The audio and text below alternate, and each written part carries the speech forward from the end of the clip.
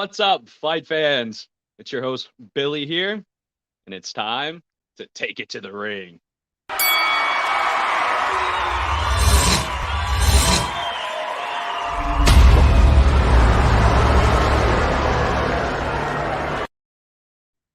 All right, everybody. So, on this episode of Wrestlecap, we're going to be reviewing NXT UK.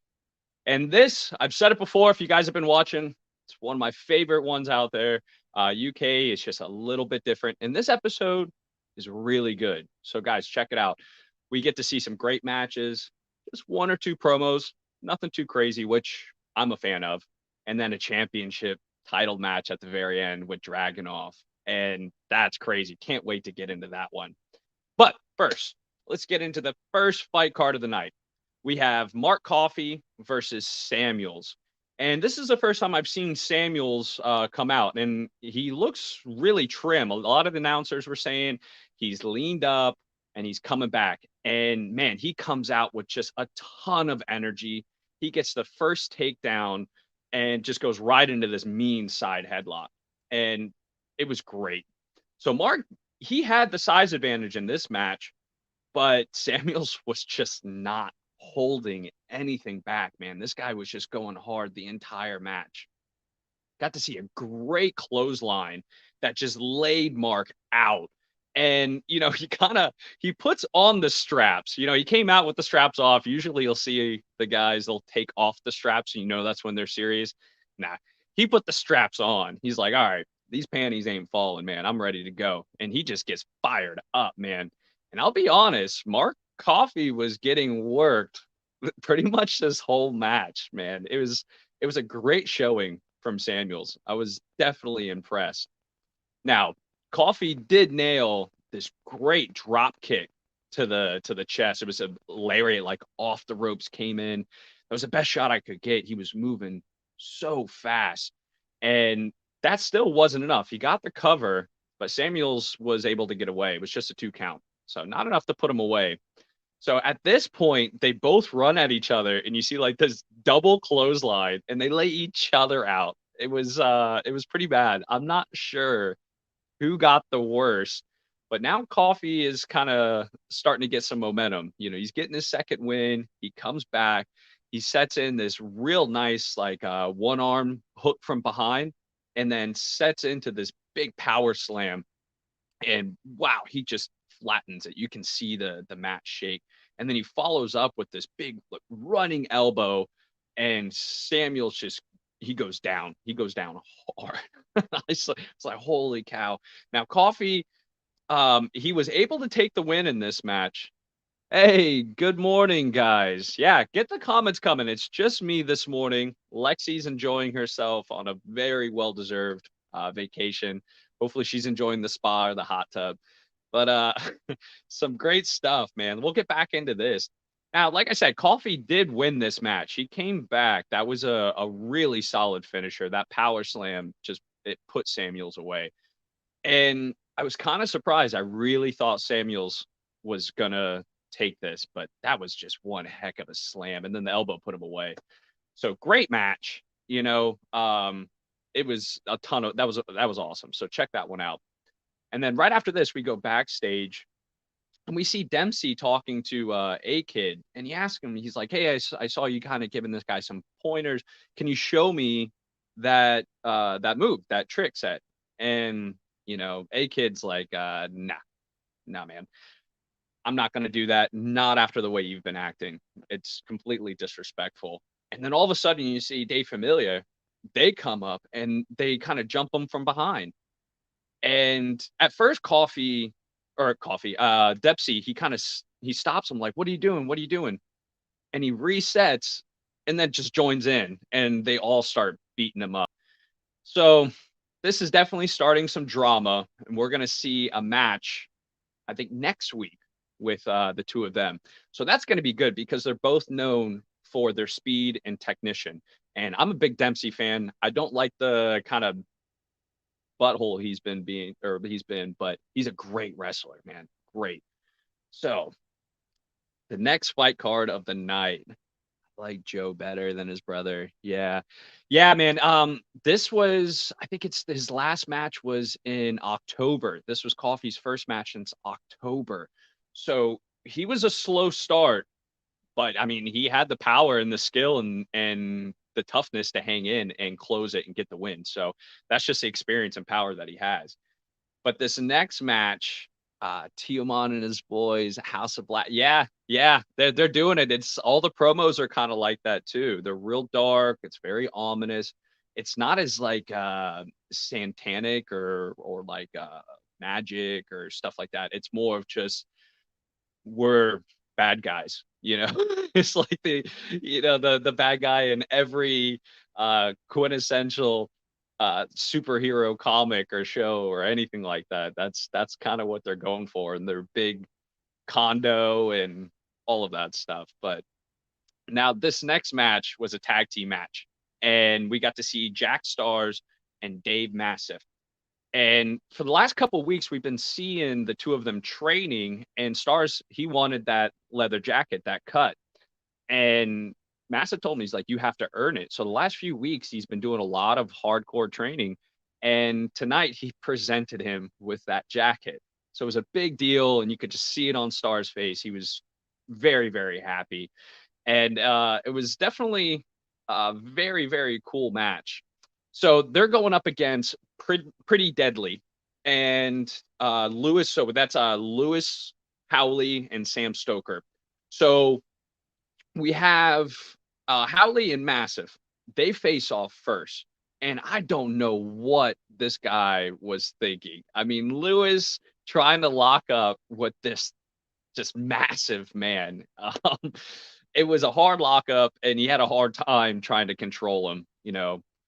Stoker, he came in and hit Massive from behind with like this big dead leg, and he took a big bomb for that. I think that's like his big slam, his signature move. So for all of his trouble, he came in trying to do the sneaky stuff. Massive laid him out. So Stars ends up coming in next, and he just starts giving it to Stoker, man. He's handing him an ass whooping, and this is the most I've seen in or Massive come in a single match. Usually he comes in for about 2 minutes, then he tags out. But man, he was whooping ass last night. Howley, he came in off the top post. That was that picture there. And when he came down, he just punched him right in the gut, and it was out. And then so this Stars comes in. This match rolls outside. He gets thrown in, and he just gets tackled into the apron by Stoker. And this poor skinny guy just got flattened, and he's not very big. I mean, the announcer said he can put his deodorant on with chapstick. He's so skinny, and you see it here, man. This guy just got creamed into the corner, and Stokes just throws him back into the ring. And Stokes is back in, or Stars is back in. And look at this, is a very creative double team cutter. So he has him in that full spread out position, and he just gets laid out. But he's not giving up. He's hanging in there. He's doing really good. He's hanging in. I mean, Stars is a competitor. Now, Pretty Deadly is doing a great job keeping Stars away from Massive. They're just breaking him down, wearing him out. And Massive, he comes in, but he didn't see this tag, and he got hit from behind with a DDT. He just fell right into it. He missed this big little leapfrog and got laid out, man. He just fell right into it. And then Stoker, he took Stars' brand new jacket and put it on. And Stars is just absolutely livid, man. He is just shaking the ropes and screaming and just looking like a madman. He is furious. I mean, holy cow. He gives Stokes a beating. Oh yeah, Pretty Deadly. They are funny. They're kind of goofy. They're long hair. They kind of Joseph. Yeah, their long hair and the like half sleeve with all the glitter and stuff. They're a couple clowns. They really are. But I mean, he takes his jacket back, so he ends up getting tagged in, and then just starts teeing off on him. and Stars hit this huge power bomb to Stoker, and he's much larger. I mean, he got a ton of air. Look at that, and then just slams him down. And this is a big deal. He's a former tag team champion, and then even Mastiff was completely shocked. I mean, look at this picture. He's like, "Good God, little buddy, I didn't think you had it in you." So that jacket definitely gave him newfound motivation, and Stars gets the 3 count and the win. It was really cool to see him just flip a switch and go in there and do something so impressive, and you could tell it was just pure rage that fueled that. But okay, so let's get right into it, guys. The main event. Got Dragonoff versus Nathan Frazier. Wow, I'm pumped for this one. I'm a huge Dragonoff fan. He's fantastic. He has so much heart. And he comes in. Look at this jacket. I love it. He has like this fur coat. It's awesome. I mean, he couldn't look. It looks like he just walked right out of Siberia or something, man. He could not look more Russian. I loved it. It was such a cool jacket. But the bell rings, and these two waste no time. They start getting into it, man. Some really tough grappling. You see some great wrist locks, some great reversals, and just nothing but pure power from Dragonoff. And so at one point, I mean, he's like mean side headlocks, just floating over, completely taking control of Nathan Frazier. At one point, like Frazier got him in the corner and kind of nicked Dragonoff's lip, and he looked down like, "How dare you? Nobody makes me bleed my own blood." And he just comes back with this massive power slam to Frazier and just lays him out. It was bad. So through this match, I mean, Frazier's really known for his speed. He's a very, very fast wrestler. He can get to the ropes. He can stay on top of these guys. And this is the first time we've kind of seen Dragonoff go up against this sort of opponent. And he has a lot of speed and power. Frazier knows how to deliver it. So, good morning, man. Yeah, Lexi's good. She's just on vacation, man. She's enjoying herself. She earned it. She'll be back Monday, I believe. So, yeah, well, I'm filling in. Don't worry, guys, but keep the comments coming, guys. If you didn't see this episode, definitely check it out. Yeah, the jacket was pretty cool. Like I said, that gave Stars a ton of motivation, and him flipping script like that, he's always been great. I've seen those two wrestle quite a bit, and like I said, usually it's Stars out there dominating, but Asif was in it. But gosh, let's get back into this great main event, guys. This one was fantastic. So Frazier, he kind of he gets a few moves in, but Dragonoff, man, he just shuts him down with just power and strength. I mean, he comes in with these clotheslines and hits and chops that would just lighten this guy's chest up. He was bleeding. It was from it. It was insane. This Russian hits hard, man. Frazier, he gets an opening, gets to the top post, but Dragonoff, he just gets right on him. And he's like, "Nope, I'm not going to let this happen." And just grabs him and throws him down, flips him over, just not giving him a chance to breathe, really keeping this fast guy on the ground. Because if he can't move, if he's constantly tied up, that speed is no longer an advantage. And Dragonoff was definitely doing a fantastic job doing that throughout the entire match, using his strength and power to his advantage. But then, I mean, right after that, gosh, he comes in. It was almost like the Three Amigos of German suplexes.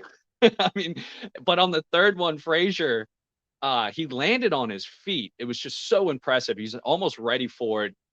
Kind of did a little bit of a back step, but pretty much stuck it for the most part. But he's just feeling beat down at this point. And so right after this, Frazier comes in. He goes for a moonsault. Dragonoff jumps out of the way. He sees it. He misses the moonsault. Dragonoff sets in for this fisherman suplex, full hook, throws him down, and then just transitions into one of the most beautiful bridges I've seen in the UK since I've been watching. I mean, it was almost picture perfect, but he gets like 2 3/4 on this count. Personally, I think the ref was a little slow on this one. That was 3. And it was just such an impressive sequence. I mean, he dodged the moonsault, set it in, and like I said, I think the ref dropped the ball on this one. I've seen Frazier before. He has potential. Yeah. I thought the same thing. He fought well, at the time he was still going with Walter, but it was Gunther.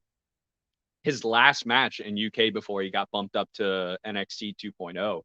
And he did well up against, the ring general. He was eating all the chops.